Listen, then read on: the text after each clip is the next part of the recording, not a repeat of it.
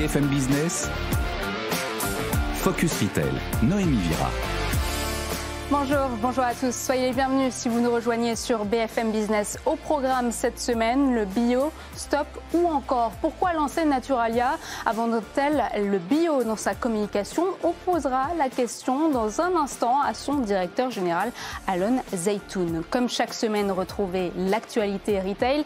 Cette semaine, le journal est présenté par Rebecca Blanc-Lelouch. Et dans le focus de notre expert, comment le secteur du bio doit-il se repositionner pour gagner, élargir sa clientèle? C'est Arnaud Tizy, directeur général adjoint d'Altavia Aura, qui répondra à cette question. Et puis en deuxième partie, vous retrouverez la start-up. Cette semaine, c'est Willy Anti-Gaspi, un site e-commerce qui lutte contre le gaspillage. On recevra son cofondateur Clément Méry. Mais tout de suite, c'est l'heure de l'interview. Place à notre premier invité. Focus Retail, l'interview. Autour de ce plateau, j'ai le plaisir de recevoir Arnaud Tizy. Bonjour. Bonjour. Vous êtes directeur général adjoint d'Altavia Aura et cette semaine, on reçoit Alon Zeitoun. Bonjour. Bonjour. Vous êtes directeur général de Naturalia. Merci d'avoir accepté notre invitation. Alors, le secteur du bio enregistre une décroissance. Le marché a décliné de 12% en 2022. L'enseigne Naturalia, elle, a enregistré une baisse de son chiffre d'affaires de 7,7% pour atteindre 355 millions d'euros. Bon, on constate tout de même une reprise ce mois de mars avec une croissance de 105%. Est-ce que c'est le résultat de tous les leviers mis en place pour adapter l'offre à la demande de la clientèle? Alors, on l'espère. Ce qui est sûr, c'est que 2022, c'était une vraie année de réflexion et de remise en question sur quel devait être notre modèle. Un des sujets qu'on a abordé en 2022 de façon très forte, c'était le sujet du prix.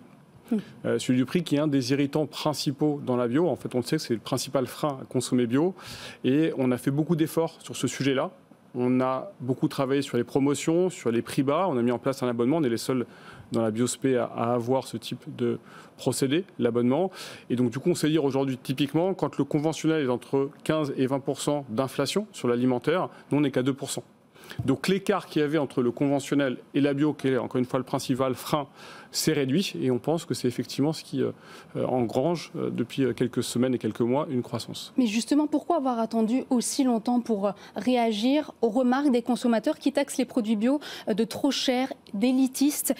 Est-ce qu'il fallait vraiment attendre que ça aille mal avant de réagir, avant que les spécialistes du bio s'attaquent à l'image de la qualité-prix? En vrai, on a eu quasiment 15 ans de croissance à deux chiffres. Quand vous avez une croissance à deux chiffres, vous ne posez pas trop de questions. Vous ne posez pas de questions. Bah non, il n'y a aucune raison en fait d'investir dans les prix, d'investir dans sa marge, quand tout le monde vous dit je suis OK pour payer plus cher. Parce que la réalité, c'est qu'on paye plus cher pour un produit qui effectivement a coûté beaucoup plus cher à produire ou à être transformé et qui a des bénéfices bien supérieurs. Donc il y a une réalité derrière. Jusqu'à, encore une fois, juin 2021, les consommateurs comprenaient ce prix-là, étaient prêts à le payer. Ce dont on s'est rendu compte, sortie de Covid, on perdait des consommateurs. On en perdait et on n'en recrutait plus. Donc en fait, les gens étaient plus prêts à payer, il fallait réagir. Mais vous comprenez donc que le label bio pouvait être perçu comme un argument marketing par les consommateurs? Parce que finalement, aujourd'hui, toutes les enseignes bio, elles proposent des produits moins chers. Est-ce qu'on n'a pas trompé pendant des années les consommateurs en proposant des produits trop élevés? Non, on ne les a pas trompés. Comment vous l'expliquez alors? Le sujet, en fait, il n'est pas là. Le sujet, il est, comme toujours, c'est est-ce que j'investis, comment est-ce qu'on a pu réduire en fait cette inflation et l'amener à ce 2%? C'est parce qu'on investit de notre marge. Mais ça veut dire qu'on a été chercher des gains d'efficience ailleurs. Donc typiquement, on a moins de collaborateurs en magasin. Donc vous payez pour un service, que ce soit le prix que vous achetez ou pour le service du conseil, il y en a moins aujourd'hui du conseil en magasin. Parce qu'on a dû faire des économies ailleurs pour pouvoir proposer des produits moins chers. Donc aujourd'hui, l'expérience client qu'il a en magasin n'est pas la même que celle qu'il avait il y a un an et demi. Où est-ce que vous réalisez des économies du coup sur la qualité des produits? Est-ce que vous allez proposer d'autres produits bio issus d'autres agricultures ou des produits sains, naturels mais sans pesticides? Alors effectivement, il y a plusieurs sujets qui permettent d'atteindre cette efficience. D'abord, j'ai évoqué les promos. Donc les promos en général sont financés par les transformateurs, ce qui veut dire que c'est toute la chaîne qui contribue à cette à cette efficience. Ce qu'on fait nous quand on fait les prix bas, on investit notre argent, effectivement, c'est les efficiences qu'on va chercher dans la chaîne logistique d'abord, c'est une grosse partie de nos coûts, dans les collaborateurs en magasin, dans la sécurité, dans la maintenance, enfin tout ce qui est tout notre compte de résultats avec les différents coûts, on doit optimiser tout pour réussir à réinvestir dans les prix et redevenir compétitif, encore une fois, ce qu'on a réussi à devenir. Et si je prends l'exemple de l'abonnement, le sujet de l'abonnement qu'on a mis en place il y a à peu près 8 mois maintenant, c'est un sujet où j'investis mais je gagne en volume. Puisqu'on voit des croissances extrêmement significatives de chiffre d'affaires sur les clients qui ont pris l'abonnement. Donc je regagne en volume ce que j'ai perdu en marge. Et par rapport à l'abonnement, est-ce que vous avez réussi à recruter des nouveaux consommateurs, au-delà de fidéliser votre clientèle captive? Est-ce que c'est un bon moyen de recrutement après 6 mois d'expérimentation? C'est un moyen assez extraordinaire de réaliser 3 choses. La première, effectivement, c'est la rétention de nos fidèles. On a un business particulier dans la bio spécialisée. Quasiment, suivant les anciens, entre un tiers et la moitié du chiffre d'affaires est fait par 10% des clients. Donc ces gens-là, en fait, on ne peut pas les voir partir. Donc ça, c'est un levier de rétention énorme pour ces consommateurs qui, pour le coup, sur lequel j'évoquais 2% d'inflation, pour eux, c'est même négatif, l'inflation. Donc rétention très forte de nos consommateurs. Deuxième sujet, c'est augmenter les ventes aux consommateurs qui ne consomment pas tout chez nous, donc qui vont mixer avec d'autres enseignes Biospé ou pas. Et en fait, on a très significativement augmenté notre chiffre d'affaires sur ces clients-là. Et enfin, recruter des nouveaux clients. Donc les 3 sont satisfaits. Alors, Biocoop affirme ne pas dépasser 3% de ses ventes sous promotion, proposer des prix justes et se contenter d'un assortiment 100% bio. On voit que du côté de Naturalia, l'enseigne est plutôt promophile et est prête à s'adapter, à trouver une offre plus adaptée. Et pourquoi ce choix de plus de promotion et de prix bas ? Comme je l'évoquais, le vrai point juin 2021, c'est un point d'inflexion pour nous. Les clients ne viennent plus en magasin, ne recrutent plus de clients comme on recrutait avant, voire on perd des clients. Et donc nous, forcément, on s'est posé la question de pourquoi. D'abord, on s'est posé la question de pourquoi ils viennent et qu'est-ce qu'ils nous reprochent. Pourquoi ils viennent, on le sait, ils viennent pour la santé. Leur sujet à eux, c'est leur bénéfice primaire. Pourquoi ils viennent consommer en bio spécialisé, c'est ma santé. C'est le fait qu'il n'y ait pas de pesticides dans les produits, donc je me préserve un certain nombre de mots qui sont liés aux pesticides. Ça, on l'a plutôt bien, ce territoire de marque. On sait qu'on a l'alimentation la plus saine. À nous d'être encore meilleurs. À nous également de le faire savoir davantage. Le côté innocuité de nos produits, et de manière générale, que ça améliore la santé, ça nous le fait mieux savoir, mais ça on l'a. Ce dont on s'est rendu compte aussi, c'est que les reproches qu'on a sont d'une part sur le prix, je l'évoquais, et d'autre part sur le fait qu'on ait des magasins un peu austères, un peu prétentieux, si on dit différemment. À nous d'adresser aussi ces 2 sujets-là. Donc je l'évoquais, 2022, on a adressé le prix, parce qu'on doit adresser les raisons pour lesquelles les clients ne viennent pas, et on adresse avec un nouveau format de magasin qu'on a appelé la ferme parisienne, le sujet de l'austérité en ayant des magasins qui sont aujourd'hui plus gourmands. Donc notre nouveau positionnement, au-delà du prix qu'on a adressé et qu'on continuera à adresser, c'est santé et plaisir. Donc la ferme parisienne, vous l'avez mentionné, c'est un concept plus chaleureux, plus didactique, qui veut s'inspirer un peu de Trader Joe aux États-Unis. Est-ce que vous pensez que ça va tout changer? Est-ce que vous allez déployer ce concept? Ça changera tout, je ne sais pas. En tout cas, nous, on entrevoit des très bons résultats sur effectivement la ferme parisienne qu'on a ouvert il y a quelques semaines, rue d'Aligre. Le concept, il est simple, il est de se dire, en fait, on doit être plus ouvert. Si on veut recruter des nouveaux consommateurs, il faut qu'on aille les toucher là où ils ont envie de venir, c'est la gourmandise. Donc c'est ça qui est un des sujets principaux, au-delà de la santé, on doit être santé et gourmandise. Donc effectivement, on a fait des magasins beaucoup plus ouverts, qui ressemblent plus à des magasins de ferme. Donc c'est le parcours client est différent. Le parcours client est différent, c'est déstructuré, c'est ouvert, il y a des cagettes un peu partout. On est plus sur un primeur, c'est complètement ouvert sur la rue.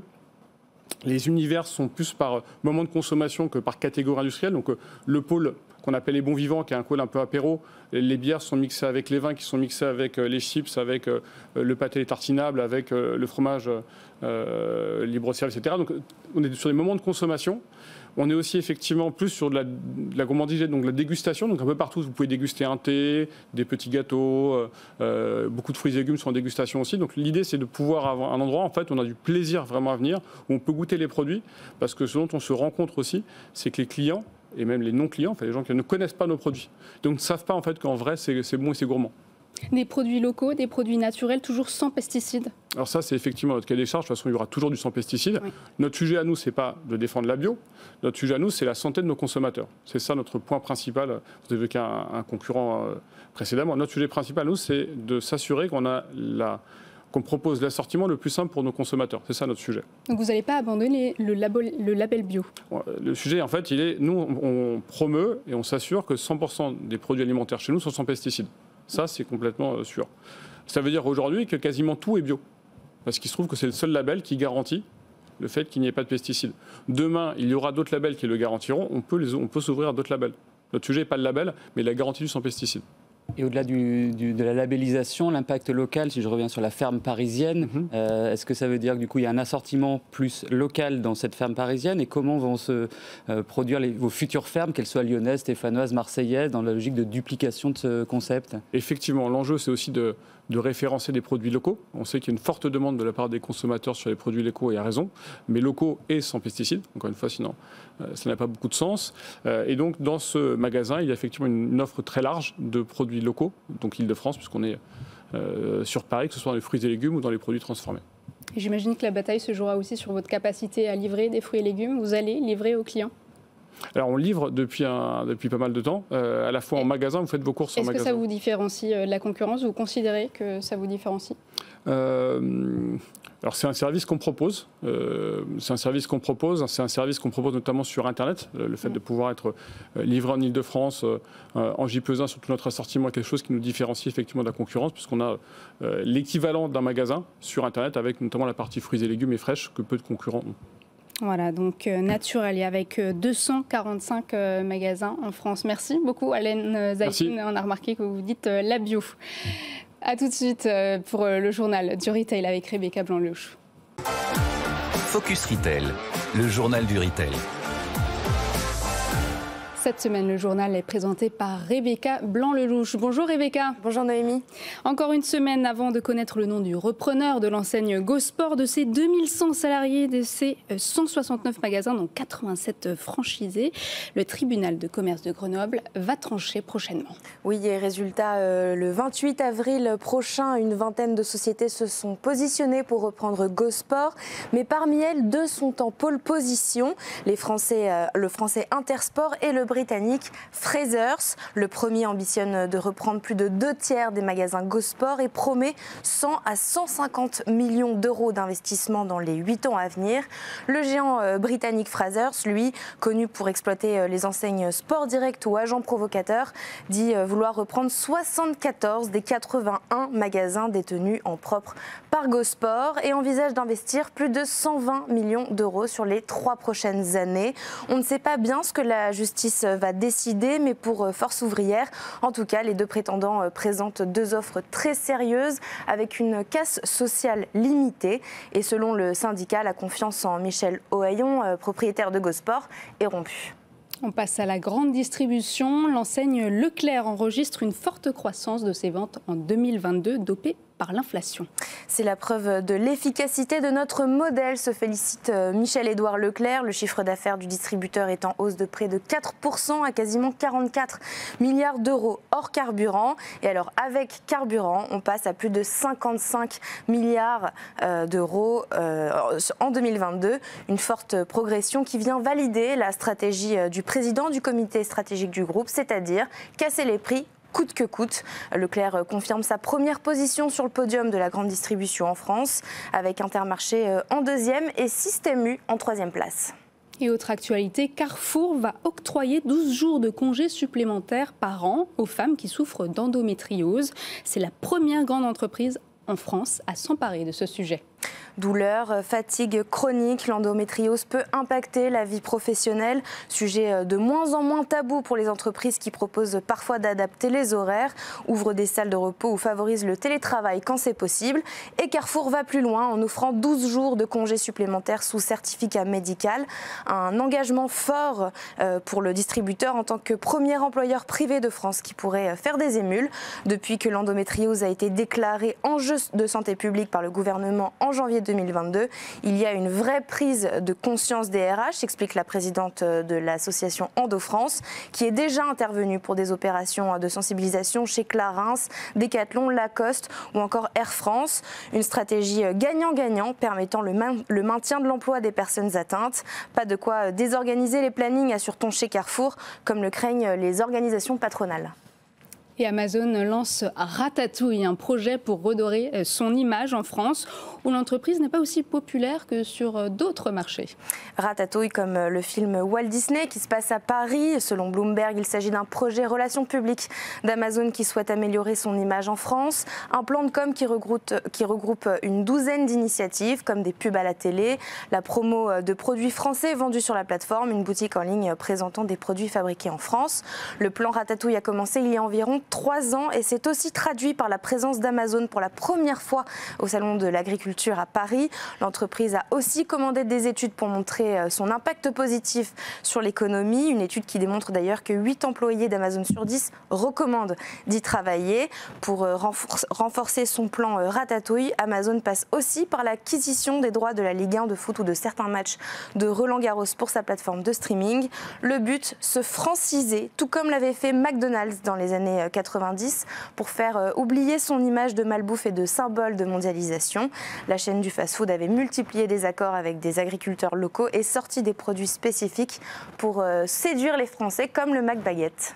Voilà, donc Ratatouille, plan de stratégie au nom plutôt original. Merci beaucoup Rebecca Blanc-Lelouch. On passe tout de suite au Focus avec notre expert. Focus Retail, le Focus. On va parler du bio plus largement avec vous, Arnaud Tizy, directeur général adjoint d'Altavia Aura. Alors quels sont les nouveaux enjeux de ce secteur ? Le bio est face à un grand paradigme et des grands enjeux pour réussir à recruter et d'ouvrir des nouvelles frontières. Parce qu'aujourd'hui, le bio tout seul ne fait plus vendre. On est sur un marché qui effectivement s'est un peu endormi sur ses lauriers et qui cherche des nouveaux débouchés. Cherche des nouveaux débouchés sur une consommation plus saine. Donc sortir un peu de son carcan du bio pour aller sur la consommation plus saine, consommation plus naturelle, qui répond aux appétences des consommateurs qui ont beaucoup changé. Ça, il y a les dimensions du mieux manger, qui est vraiment une valeur universellement partagée aujourd'hui, quel que soit l'âge, la catégorie socio-professionnelle. Qui est très transverse sur toutes les catégories de population, et plus spécifiquement sur les urbains. C'est vrai qu'ils ont tendance aujourd'hui, notamment suite à la crise sanitaire, à quitter les villes, et donc du coup avoir une relation peut-être plus privilégiée avec la campagne. Et jusque-là, le bio était leur moyen d'avoir accès à une offre plus saine. Et aujourd'hui, du coup, ils ont d'autres accès à cette offre plus saine, soit par des AMAP, soit par différents autres acteurs, qui font que le bio reste un peu cantonné sur des acquis qui l'ont un peu plus. Et on voit vraiment que le bio décline. Par contre, le local progresse. Et face à cet engouement, l'engouement des consommateurs, c'est vrai qu'il y a de nombreux distributeurs qui déploient de nouveaux concepts à l'image de Potager City. Alors, le local, c'est devenu l'alpha et l'oméga du commerce aujourd'hui. C'est vrai que les attentes consommateurs ont évolué très fortement sur le local. Et aujourd'hui, j'en reviens au bio, c'est plus rassurant pour un consommateur d'aller acheter des fruits et des légumes chez un producteur qu'il connaît, Jean-Marc, même s'ils sont bourrés de pesticides, plutôt que d'acheter un produit... Parce qu'on sait ce qui se cache derrière, on sait que c'est un producteur du coin. Exactement, ça rassure, il y a un attachement, il y a un retour à des racines, à un lien avec un monde agricole qu'on a perdu dans un certain nombre de personnes en France, alors que le label bio, face à ça, est peut-être moins rassurant, d'autant plus si le produit a fait le tour du monde. Ouais, nul doute que l'image de cherté qui colle à la peau du secteur du bio joue pour beaucoup dans cette chute aussi. Il y a un double enjeu d'accessibilité. Accessibilité prix et accessibilité de l'offre produit. Accessibilité prix, effectivement, c'est l'enjeu numéro 1. Ça a été très longtemps un enjeu tabou. Le bio, tous les acteurs spécialisés dans le bio ne voulaient pas parler prix et je trouvais ça sale. Aujourd'hui, c'est fini face à la crise. C'est vrai que la promotion était encore inimaginable il y a encore 1 ou 2 ans par les réseaux spécialisés. Inimaginable. Et là, aujourd'hui, ils innovent. Il y a des tentatives autour de l'abonnement chez Naturalia, des opérations promotionnelles chez La Vie Claire, des opérations sur des prix engagés chez Biocop, sur les 3 acteurs principaux du marché. Ils sortent des idées autour de leur objectif de travailler leur image prix. Oui, on voit même des programmes de fidélité apparaître. Merci beaucoup Arnaud Tizy. On va justement parler d'une initiative anti-gaspi qui touche aussi les produits du bio avec notre start-up de la semaine. Focus Retail, le pitch. On va parler d'un site e-commerce dédié à la lutte contre le gaspillage avec vous, Clément Méry. Bonjour. Bonjour. Ce site, il s'appelle Willy Anti-Gaspi. Il a été créé, je crois, en février 2022. Tout à fait. Si je ne me trompe pas. Alors, on y trouve principalement des produits alimentaires, des produits secs, bio, des boissons, mais aussi des produits bébés, d'hygiène. D'où viennent tous ces produits? Alors, le but du jeu pour Willy Anti-Gaspi, c'est de lutter contre le gaspillage alimentaire. On a décidé de le faire là où il y en a le plus et là où on en parle le moins, c'est-à-dire au niveau des marques et des producteurs. Donc, nous, on se connecte directement au niveau des marques et des producteurs. On achète des stocks qui auraient fini à la poubelle pour plein de mauvaises raisons, des surstocks, des dates courtes, des problèmes d'emballage, des changements d'étiquettes. On les récupère à l'entrepôt et après on les revend partout en France entre 25 et 50% moins cher. Donc vous jouez sur les dates de durabilité minimale? Exactement, c'est les DDM, c'est les anciennes DLUO. Le but du jeu, nous, c'est produits secs, ça veut dire que c'est des produits que vous pouvez consommer sans aucun risque sanitaire après la date. Malheureusement, la grande distribution parfois n'en veut pas pour plein de mauvaises raisons et donc ils sont jetés alors que c'est des produits qui sont tout à fait consommables et qui n'ont rien à faire dans la poubelle. Quelles sont les économies qu'on peut réaliser par exemple sur des produits bio chez vous? C'est énorme. Nous, on est entre 25 et 50% moins cher. Donc, si on parle de vraie économie, nous, on a deux propositions de valeur. La première, c'est rendre ces bons produits-là accessibles à tous. Donc, si on parle de vraie économie. Et la deuxième proposition de valeur, c'est de lutter contre le gaspillage alimentaire. Il y a 93% des Français qui trouvent ça inacceptable et on propose une solution hyper concrète. Si je prends un lait de coco, un lait de soja Bjorg chez vous, il va me coûter à peu près combien? J'ai plus tous les chiffres en tête, mais en tout cas, en moyenne, je vous dis, c'est 30% d'économie et à produits comparables. Donc, c'est le même produit que vous allez retrouver dans les magasins bio spécialisés ou dans des circuits de distribution traditionnels.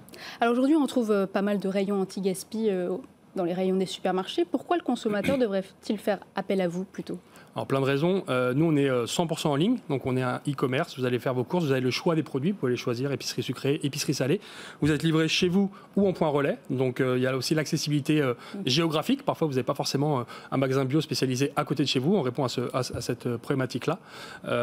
Et puis, vous avez le choix des produits. Nous, on a des produits qui sont très connus, qui sont des produits phares pour le grand public, des encres. Je dis, je connais ce produit-là. Et on a aussi des produits, des petites marques moins distribuées. Et nos clients sont très contents de pouvoir aussi faire ces rencontres et découvrir des nouvelles marques. Donc vous livrez depuis votre entrepôt qui est situé à Saint-Ouen, Seine-Saint-Denis, avant d'être acheminé à travers toute la France. Oui. En combien de temps livrez-vous? Est-ce que c'est gratuit? Et que faites-vous en cas de non-livraison? Alors, on livre dans toute la France, 4 jours à peu près en moyenne. Donc, on n'est pas du tout sur du quick commerce, c'est pas notre sujet, mais on veut quand même proposer une livraison rapide. C'est ce qu'on fait. Et on n'a pas de problème d'invendu parce qu'en fait, ce qui est considéré par la grande distribution comme des dates courtes, en général, si vous allez voir sur le site, sur willyantigaspi.fr, les dates courtes, ça va être fin 2023.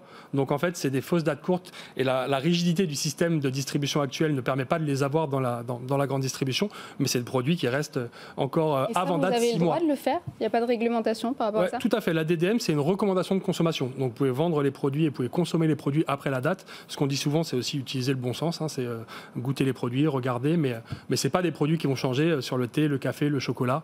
Ce n'est pas des produits qui vont évoluer, en tout cas avec un risque sanitaire. Et est-ce que grâce à votre système de livraison, vous arrivez à toucher des cibles qui d'habitude n'ont pas l'accessibilité à ce type de produits? Je pense aux zones rurales, par exemple, ou en dehors des cœurs de centre-ville. Quelle est votre clientèle? Comment elle se compose? Oui, tout à fait. C'est pas forcément quelque chose qu'on avait identifié au départ d'ailleurs, mais nous on répond du coup à deux enjeux. Il y a l'accessibilité économique avec des prix vraiment pas chers, en moyenne 30% moins chers, et il y a l'accessibilité géographique. C'est-à-dire qu'aujourd'hui, nous, on a 25% des clients en Ile-de-France, 25% dans les 10 plus grosses villes de France et 50% campagne ou petites villes. Ça veut dire qu'il y a plein de gens qui sont intéressés par les produits qu'on propose sur le site internet, qui n'ont pas accès, soit c'est trop cher, soit j'ai pas le magasin qui propose ces types de produits à côté de chez moi.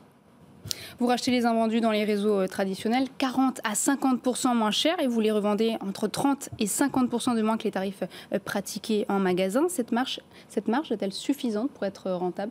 En fait, la beauté du modèle économique qu'on fait, c'est que tout le monde est gagnant. C'est-à-dire que nous, on rachète aux producteurs et aux producteurs les produits qui auraient fini à la poubelle, donc une perte sèche. Nous, on va les racheter au moins pour payer le prix coûtant du produit et on va les revendre en moyenne 30% moins cher pour les clients finaux. Et nous, entre les deux, on fait l'intermédiaire, c'est-à-dire qu'on connecte des marques avec des invendus, on connecte des gens qui cherchent à lutter contre le gaspillage alimentaire. Et on est capable de faire une marge brute. On fait en moyenne x2 entre notre prix d'achat et prix de vente, ce qui est supérieur à un e-commerçant traditionnel. Alors, des supermarchés se sont positionnés sur le créneau anti-gaspi. Je pense à Nous Anti-Gaspi qui a ouvert une boutique en ligne en parallèle de ces magasins. Il y a aussi un acteur suédois, Motatos, qui devrait arriver en France. Comment vous rivalisez face à toutes ces initiatives anti-gaspi? Alors nous, le but du jeu, c'est d'encourager un maximum d'initiatives. Pour mettre un peu de contexte, le gaspillage alimentaire, c'est un repas par Français par semaine qui finit à la poubelle. Donc c'est un vrai fléau. C'est 10 millions de tonnes de produits qui sont jetés tous les ans. Donc au plus il y a de gens qui s'intéressent à ce sujet-là, au plus ça permettra de lutter contre le gaspillage. Parfois on pose la question, est-ce que vous n'avez pas peur de la grande distribution qui se positionne sur ces sujets-là? Pas du tout, au contraire, ça permet de faire émerger les sujets de lutte contre le gaspillage alimentaire. L'intérêt qu'on a, nous, c'est qu'on ne fait pas 1000 choses. Nous, on lutte contre le gaspillage alimentaire. C'est-à-dire quand vous allez sur willyantigaspi.fr, vous savez la cause qu'on défend et vous savez que les produits que vous allez trouver, c'est soit des produits bio, soit des produits locaux et que vous allez les payer en moyenne 30% moins cher. Donc vous l'avez dit, le gâchis alimentaire concerne encore 10 millions de produits par an. Merci beaucoup Clément Méry. Je rappelle que vous êtes cofondateur de Willy Anti-Gaspi. On passe tout de suite aux chiffres de la semaine. Focus Retail, le chiffre de la semaine. Selon vous, Arnaud Tizy, l'inflation peut-elle avoir raison du bio? Le bio souffre. Ça fait 2 ans, effectivement. On est sur un marché qui est à moins 12% sur les 2 dernières années. C'est un marché qui a fait finalement sa crise de croissance. Après 15 années folles, elle est à plus 15. Et aujourd'hui, ils sont plutôt à moins 15. Mais aujourd'hui, ça reste quand même un marché qui est relativement petit. On parle de 5 à 6% du marché. C'est 12 milliards d'euros environ. C'est 160 € par personne et par an. Donc c'est un marché qui peut encore grandir. Si je prends une comparaison, si je prends le Danemark ou la Suisse par exemple, on est plutôt sur du 10 à 12%. Donc c'est-à-dire que le bio est loin d'avoir fini. Par contre, le bio doit se réinventer. Et les acteurs du bio ont certainement pris conscience depuis 2 ans qu'il était forcément temps de se réinventer. Se réinventer pour lutter, on en a parlé tout à l'heure, face au syndrome du prix. Pour lutter également en revoyant leur positionnement, en sortant on va dire d'une logique trop restreinte sur le bio, en s'ouvrant à de nouvelles cibles, en revoyant leur assortiment, en revoyant leur gamme de produits, en revoyant leur magasin. Et donc c'est tout un progrès. On a parlé du parcours client tout à l'heure. Et en renvoyant leur parcours client, les acteurs spécialisés dans le bio, effectivement, sont plutôt en retard sur la digitalisation et l'omnicanalité. Ils sont en train de rattraper leur retard. Et face à ça, on a la GSA qui reste quand même le gros porteur. 50% du business aujourd'hui est fait par la GSA, mais qui est plutôt en train de rationaliser, de réduire le bio pour faire de la place à d'autres typologies de produits plus porteuses, comme le local. Et donc, effectivement, les enseignes spécialistes et les acteurs de la généraliste du bio sont face à des gros chantiers pour sauver et renouveler la filière. Voilà, le secteur du bio face à de gros chantiers pour l'avenir. Merci beaucoup Arnaud Tizy. Je rappelle, vous êtes directeur général adjoint d'Altavia. Aura, c'est la fin de cette émission. Vous pourrez la retrouver sur le site et l'application BFM Business. Quant à moi, je vous retrouve la semaine prochaine, même heure, même endroit, et à lundi dans Good Morning Business. Focus Retail, la distribution de demain s'invente aujourd'hui.